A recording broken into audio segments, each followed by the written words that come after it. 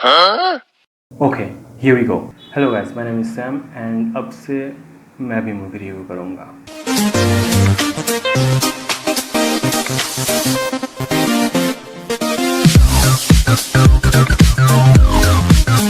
तो अपने आसपास के ऑलमोस्ट हर एक इंसान से, यहाँ तक कि अपने टीचर्स से भी सुनने के बाद मैंने डिसाइड किया कि हाँ, अब से मैं भी मूवी रिव्यू करूँगा। और पिछले कुछ दिनों से हमारे व्हाट्सएप ग्रुप में एक मूवी को लेकर बहुत सारी बातें हो रही है, तो मैंने डिसाइड किया कि चलो पहले वीडियो में उसी के बारे में बात करते हैं।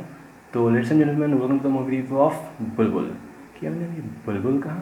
बुलबुल, सॉरी, बुलबुल। सबसे पहले बता दूं कि इस चैनल का ये पहला वीडियो है, तो प्लीज़ जज मत करना। एंड इस मूवी का नाम बुलबुल है, बुल नहीं या बुल बबुल भी नहीं, बुलबुल। प्रोनाउंसिएशन के वक्त एक बी स्किप हो जाता है, लेकिन उसका इफेक्ट रह जाता है। सो बुलबुल। ग्रामर लेसन क्यों दे रहा हूँ? ये मूवी 24 जून 2020 को रिलीज़ हुई थी। इसको डायरेक्ट किया है अन्विता दत्त गुप्तन ने, नाम से ही बोला है ना। और इसको प्रोड्यूस किया है अनुष्का शर्मा ने। IMDb पर इसकी रेटिंग है 6.5 एंड रॉटन टोमेटोज पर इसको 83% फ्रेश कहा गया है, जो सही भी है। अब इस मामले में ना IMDb थोड़ा सा चूक गया है, लेकिन रॉटन टोमेटोज ने बिल्कुल करेक्ट आंसर दिया है, क्योंकि सच में मूवी बहुत ही अच्छी है। मतलब पर्सनली मुझे तो बहुत ही पसंद है। स्पेशली इसका जो म्यूज़िक है वो मुझे कुछ ज़्यादा ही पसंद है। और इसमें भी पॉइंट आउट करना हो तो वो जो स्टार्टिंग का सीन था ना, जहाँ बुलबुल पहली बार घर आती है, तो वो सीन तो मतलब ज़बरदस्त। ये स्टोरी बेसिकली शुरू होती है 1981 में, फिर वहाँ से जंप करता है 1906 में, फिर वहाँ से वापस जाता है 1901 में, एंड फिर वापस आ जाता है 1906 में। वेल छोड़ो ये सब। मेन मुद्दा है कि बंगाल के एक वेल्दी फैमिली से यह कहानी शुरू होती है, जो उस गांव के मुखिया बोल सकते हैं। और फिर उस गांव में एक चुड़ैल का साया आ जाता है, साया या पूरी चुड़ैल ही आ जाती है शायद, जो रात को शिकार करती है और उसके उल्टे पैर है। जी हाँ, ये एक उल्टे पैर वाले चुड़ैल की कहानी है, जिसको बड़ों के लेवल में प्रेजेंट किया गया है। लेकिन मैं अभी भी बोल रहा हूँ, मूवी काफ़ी अच्छी है, यू शुड वॉच इट। तो उस फैमिली का सबसे छोटा बेटा सत्या ठाकुर, वो 5 साल बाद लंदन से वापस लौटा है, और वो इस चुड़ैल को इंसान साबित करने में लगा हुआ है। अब मूवी में वो उसको इंसान साबित कर पाता है या नहीं, ये जानने के लिए आपको मूवी देखना पड़ेगा।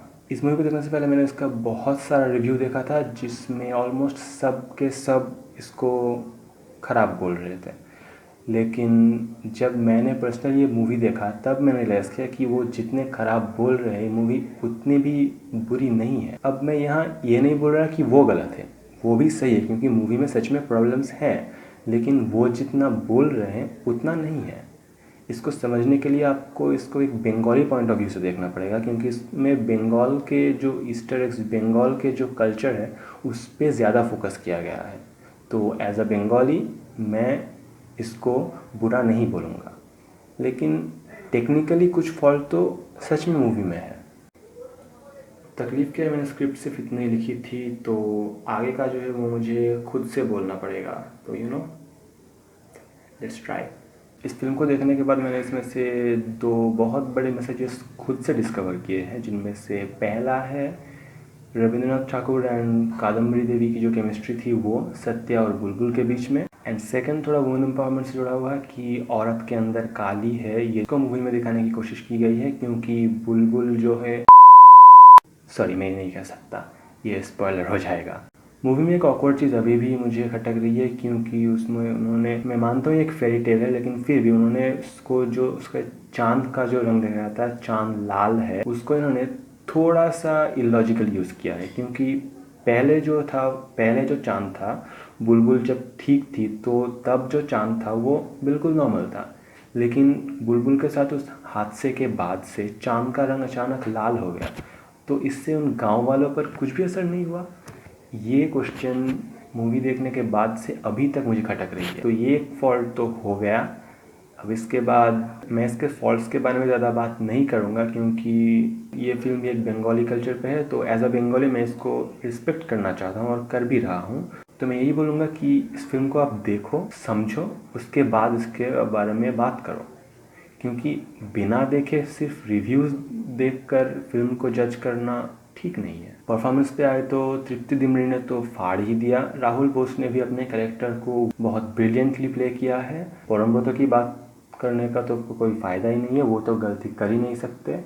और पावली दाम, उन्होंने अपने कैरेक्टर को मतलब एकदम परफेक्टली प्ले किया है। मुझे यहाँ अविनाश तिवारी जो इस फिल्म में सत्या ठाकुर का रोल कर रहे हैं, उनसे थोड़ा सा प्रॉब्लम है। मुझे उनकी परफॉर्मेंस में थोड़ा सा कुछ मिसिंग लगा था, इसलिए मैं उनको थोड़ा सा साइड कर रहा हूँ। बाकी जो कास्ट थी उनमें से सबकी परफॉर्मेंस लाजवाब थी। एज अ बॉलीवुड मूवी इसके ग्राफिक्स काफ़ी इम्प्रेसिव थे। स्टोरी वाइज बात करें तो इस फिल्म के जो पहला हाफ है वो आपको थोड़ा सा स्लो लग सकता है, स्पेशली बीच का जो सेक्शन है वो मुझे भी थोड़ा सा बोर कर रहा था, लेकिन आप सब्र करके देखना तो वो आपको उतना भी ज़्यादा बुरा नहीं लगेगा, क्योंकि जो एंडिंग है वहाँ पर और वहीं पर पूरी स्टोरी रिवील भी होती है। तो फिल्म को ध्यान से देखना और सब्र से देखना। तो पहले वीडियो में इससे ज़्यादा नहीं बोलूँगा। मूवी काफ़ी अच्छी है, इसको आप ज़रूर देखिए और देखने के बाद इसको जज कीजिए। वो आपकी मर्ज़ी है, ऑब्वियसली मैं कुछ नहीं कह सकता उसका। बुलबुल। और good bye, see you in next video.